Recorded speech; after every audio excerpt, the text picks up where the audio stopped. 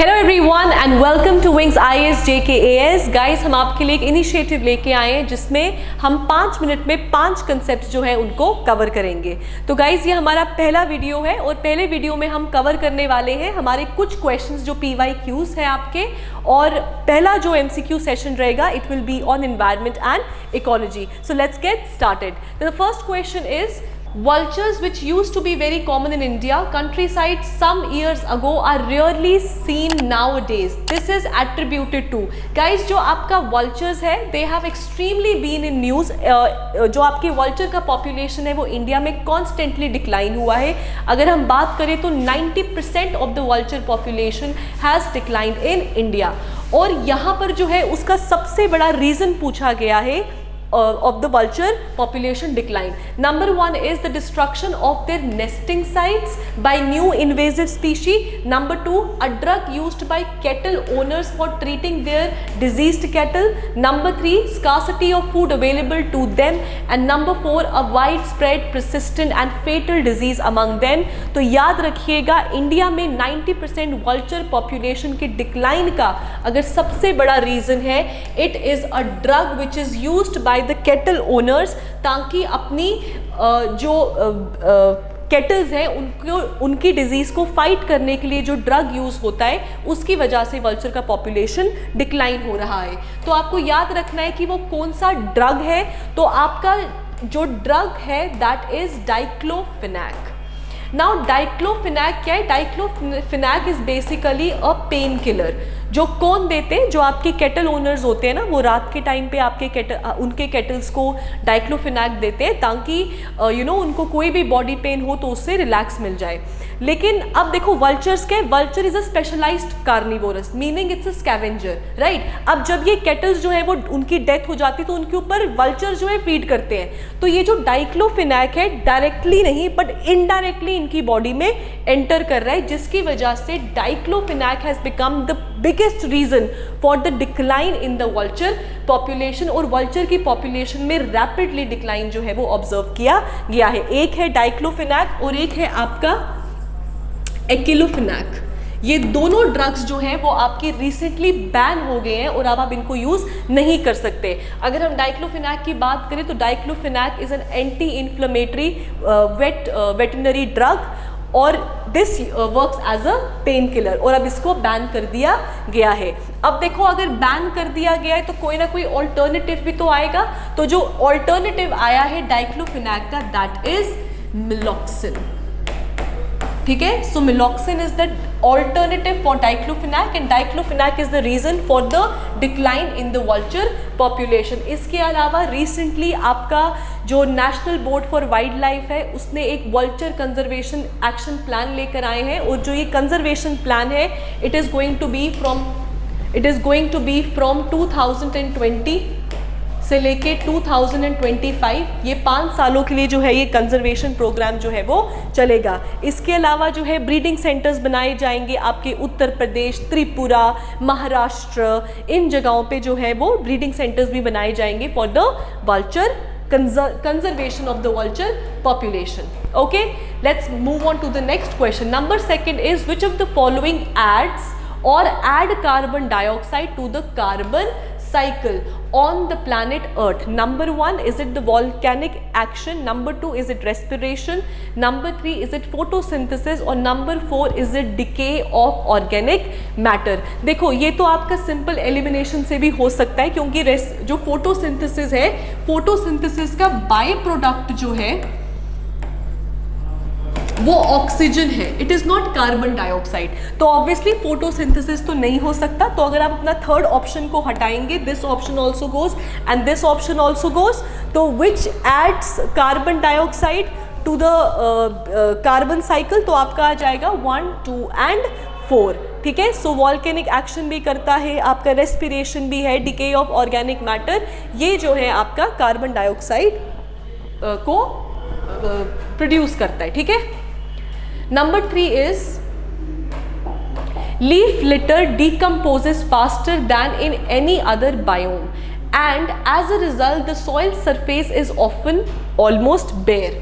Apart from trees, the vegetation is largely composed of plants form that reach up to the canopy voraciously by climbing the trees or growing as epiphytes. Very importantly, roots on the upper branches of trees. This is most commonly description of what? तो ये आपका ना biome का question भी है, ये आपका environment का क्वेश्चन भी है और ये आपका ज्योग्राफी का भी क्वेश्चन भी है. बट सिंस इन लोगों ने वर्ड यूज किया है like epiphytes, so it becomes environment का क्वेश्चन. नाउ अब वो कहते हैं 2 पॉइंट इसमें आपको याद रखना है. नंबर 1 जो है, leaf litter decomposes faster. Number 1 point जो आपको याद रखना है, और नंबर 2 पॉइंट जो चीज आपको याद रखनी है, इट इज द एपिफाइट्स. ठीक है, सो एक चीज आ गई आपकी एपिफाइट्स, और एक आ जाती है कि यहाँ पे बोल रहे हैं कि लीफ का जो लिटर है वो जल्दी डिकम्पोज करता है. इसीलिए अब आपको आइडेंटिफाई करना ये कौन सा वाला फॉरेस्ट है. तो याद रखिएगा, we are talking about the tropical rain forest. अब देखो ट्रॉपिकल रेन फॉरेस्ट क्या है. ट्रॉपिकल रेन फॉरेस्ट वो वाले फॉरेस्ट होते हैं जिसमें आपका रेनफॉल बहुत ज़्यादा होता है, वेट कंडीशंस हैं, आपका ह्यूमिड कंडीशंस रहता है. ठीक है, अब देखो कहीं पर भी अगर बारिश बहुत तेज़ी से हो, राइट, तो रन ऑफ की वजह से, रेनफॉल की वजह से जो अपर टॉप मोस्ट लेयर होता है सॉइल का, वो उड़ जाता है, राइट. अब देखो अगर टॉप मोस्ट लेयर सबसे ज़्यादा फर्टाइल लेयर होती है, अगर वही ऊपर से उड़ जाएगा तो वो फर्टिलिटी कहाँ से मिलेगी सॉइल को. तो ट्रॉपिकल रेन फॉरेस्ट में रेनफॉल ज़्यादा है, इसलिए ऊपर की लेयर जो है वो लीचिंग की वजह से वाइप ऑफ हो जाती है, लेकिन फिर भी यहाँ पे फर्टिलिटी है क्योंकि यहाँ पे ह्यूमस कंटेंट बहुत ज़्यादा रहता है. ह्यूमस कंटेंट क्या हो गया, जैसे आपके फॉइलेज होते हैं.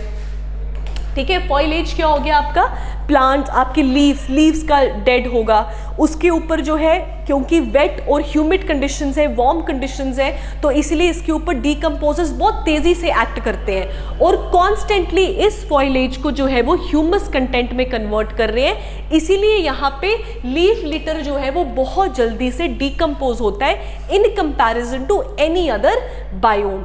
And number 2 is the epiphytes. Epiphytes क्या होता है, अगर कभी भी आपने कभी देखा हो तो, जैसे ये आपका ट्री है ना, इसके साथ एक छोटा सा दूसरी स्पीशी का एक जो प्लांट है जो है वो उगा हुआ होगा, उनको बोला जाता है एपिफाइट्स. तो एपिफाइट्स क्या होते हैं, एपिफाइट्स होते हैं जो दूसरे के ऊपर डिपेंडेंट होते हैं और उसके न्यूट्रिएंट्स को यूज करते हैं या फिर उसको यूज करते हैं फॉर सपोर्ट. ठीक है, these can be lianas, these can be और वाइन्स. ठीक है, सो ये डिफरेंट एग्जाम्पल्स हैं आपके ट्रॉपिकल रेन फॉरेस्ट में. यहाँ पे एपिफाइट्स भी पाए जाते हैं और यहाँ पे लीफ लिटर जो है वो भी बहुत जल्दी डिकम्पोज होता है.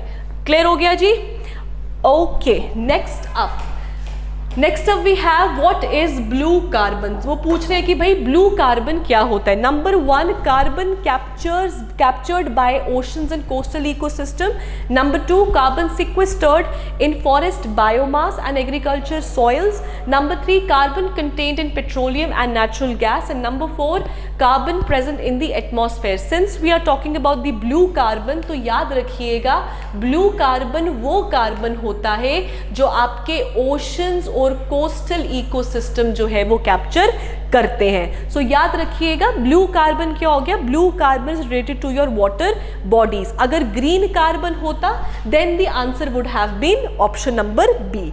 तो क्योंकि ब्लू है तो इसीलिए ओशंस एंड कोस्टल इकोसिस्टम की बात हो रही है. क्लियर हो गया जी इतना, राइट. अब क्योंकि देखो ब्लू कार्बन है, अभी रिसेंटली आपके यूनियन बजट में मिष्टी स्कीम आई है, राइट, जिसमें आप रेस्टोरेशन करेंगे आपका मैनग्रूव्स का. और मैनग्रूव्स क्या है, वो भी तो आपके कोस्टल इकोसिस्टम्स हैं, तो वो क्या है, वो सर्व करते हैं एज अ कार्बन सिंक. वो कार्बन को एब्जॉर्ब करते हैं या सिक्वेस्टर करते हैं. क्लियर हो गया जी? All right. The last question for today is, if you travel through Himalayas, you are likely to see which of the following plants naturally growing there. Number 1, oak. Number 2, rhododendrons. And number 3, sandalwood. तो याद रखिएगा इसका answer है 1 and 2, क्योंकि sandalwood आपका हिमालयाज में पाया नहीं जाता है.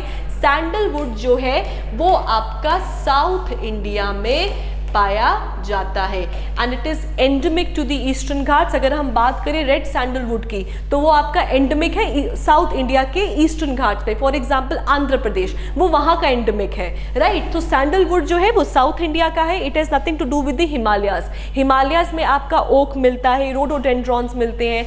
अगर हम रोडोडेंड्रॉन्स की बात करें तो रिसेंटली एक पब्लिश भी हुआ है rhododendrons of Darjeeling and your Darjeeling and north east regions, ठीक है। तो इसलिए रोडोडेंड्रॉन्स कहाँ होते हैं? रोडोडेंड्रॉन्स आपके हिमालयन रीजन में जो है वो पाए जाते हैं, right. So these were the 5 questions for today's video. तो हर दिन जो है आपको these were questions on previous year questions, ये आपके पिछले साल में जो क्वेश्चंस अभी तक पूछे गए हैं वो हैं, और आगे भी आप पे वीडियोस आएंगी और जिसमें हम छोटे कम टाइम पीरियड में नंबर ऑफ जो कंसेप्ट्स हैं उनको एड्रेस करेंगे। So thank you guys and have a nice day.